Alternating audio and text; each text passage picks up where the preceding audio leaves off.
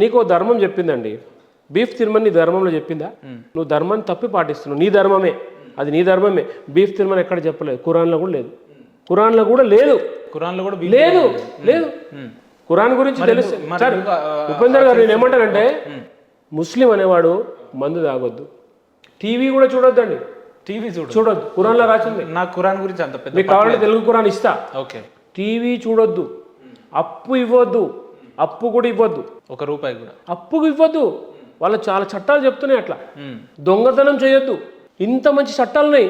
ఇప్పుడు అంతా రివర్స్ చేస్తూ మొత్తం ఇవాళ బీఫ్ తింటారా అంటే, బీఫ్ మన మీద చేసే దాడులు ఇవన్నీ. కొంతమంది హిందువుల మీద ఇప్పుడు కళ్యాణి బిర్యానీ పెడుతుంది సార్, ఊరు నుంచి వస్తున్నాడు పాపం, ఏం తెలియదు, ఆకలి అవుతుంది, తినాలి.